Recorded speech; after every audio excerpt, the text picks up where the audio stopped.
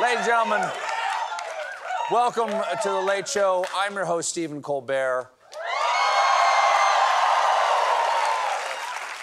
The world is still in shock over the horrific surprise attack that Hamas launched this weekend against Israel. And as of this taping, over 900 people in Israel have been killed, including 11 Americans, and an unknown number of civilians and soldiers have been kidnapped, including U.S. citizens. And as the conflict continues, nearly 700 people have been killed in Gaza. The Middle East is a complex region, but the complexity of the Palestinian-Israeli conflict is immaterial to the horror of this attack. It is heartbreaking to see violence escalate, and we hope and pray that someday peace is possible. Now, on this show, we always try our best to talk about what everybody's talking about today, but we didn't even attempt to write jokes about this. The human mind simply refuses to do it. Even AI refused to do it because we went on to ChatGPT, and this is true. It responded, "The Middle East conflict is a serious and ongoing situation that affects many lives, and making jokes about such matters can easily be seen as insensitive, disrespectful, or offensive to those who are suffering as a result." I, for one, want to commend our future robot overlords. That is a rare show of humanity from something that can't identify which photos contain a traffic light. Of course, we do have humans out there responding to this crisis, and say what you want about Donald Trump, and I have. But there are times when you have to put aside your feelings and just listen to whoever might have relevant geopolitical experience. And at his rally, on the day of the attack, he stayed laser-focused on the international crisis. Hannibal Lecter, how great an actor was he? How great an actor was Hannibal Lecter? I mean, he acted like he wasn't going to eat those people. And then he ate them. I mean, he ate those guys' faces like a slice of Papa John's. I mean, what a pro. I mean, you're never going to see Meryl Streep eat someone's face. That's...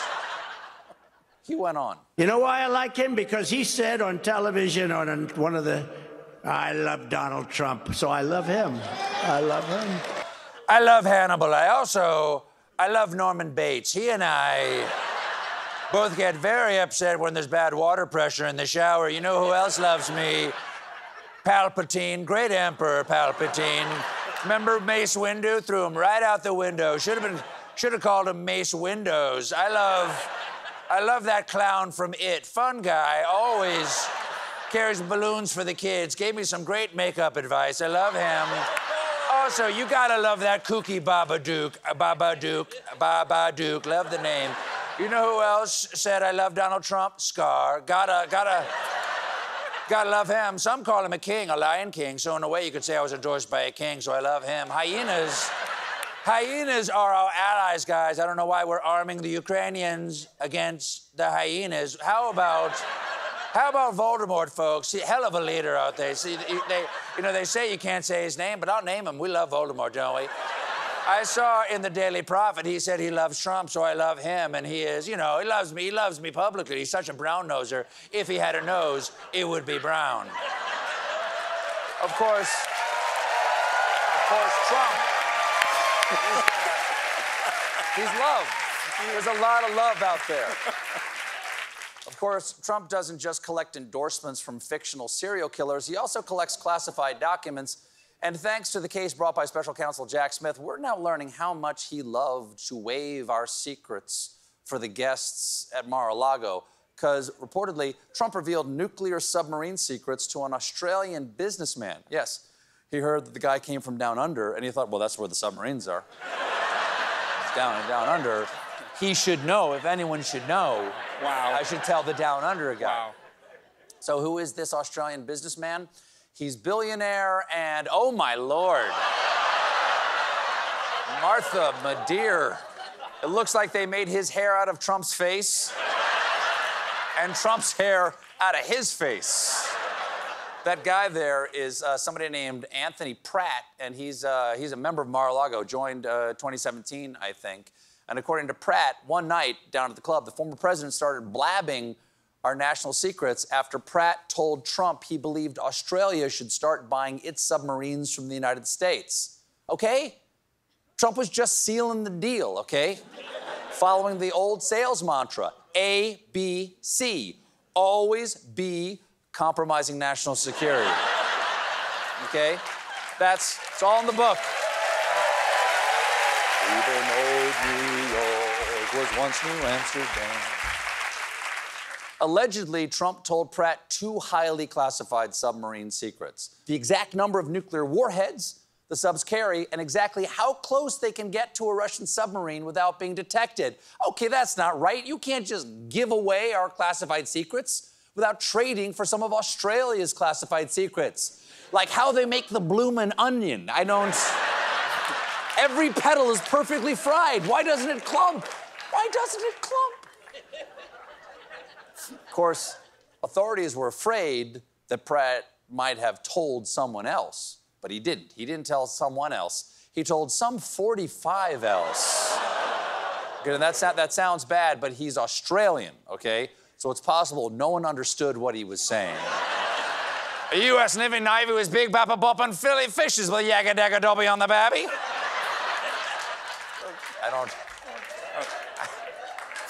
I didn't even come close to reading that line right, and you'll never know. Not even close, right? Trump was quick to defend himself, posting, "The ridiculous story put out today about me is false and ridiculous, other than the fact that I will often state that we make the best submarines and military equipment anywhere in the world. With that being said, I will always promote the greatness of America and its military equipment.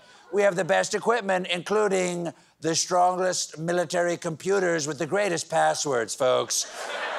ZF5, Big E, Little E, and then a tilde, that little squiggly thing, the tilde. A lot of people use the exclamation point as a special character, not the Unstoppable Navy. We don't use exclamation point. We go tilde, okay? You're surprised I know what a tilde is?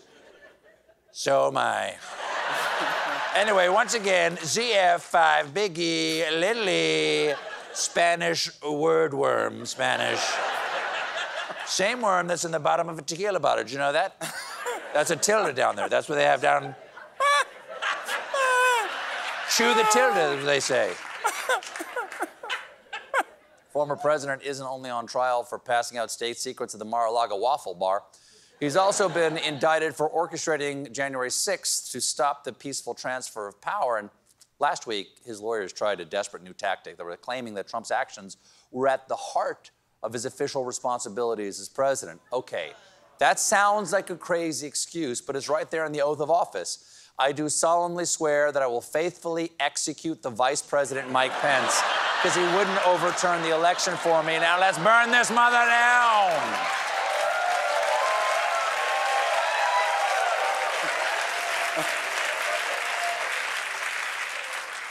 Another thing Trump's lawyer said that was actually okay, was him trying to replace anyone who stood in his way with a loyalist, which is exactly what he did when he contemplated replacing the head of the Justice Department with a guy named Jeffrey Clark, who is a civil environmental lawyer who believed the 2020 election had been stolen via smart thermostats. That is crazy. Smart thermostats can't control the election. Smart thermostats can't even control the temperature. We have ours set to 75 degrees in here, and none of us can feel our toes. There's news. Thermostat. Word. Thermostat. Oh, there's news about someone else who thought their job was overthrowing the 2020 election.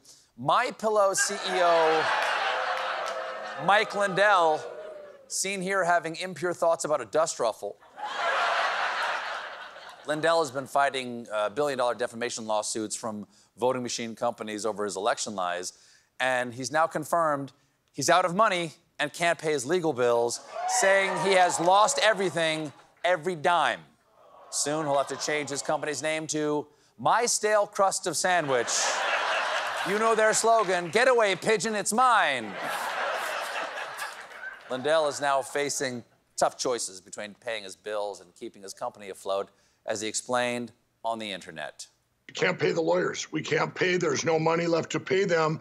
And I told the attorneys, these are great attorneys. They were courageous, came on a year and a half ago or 2 years ago, and they need to get paid. They have families and stuff too. And I told them, I have to protect my company.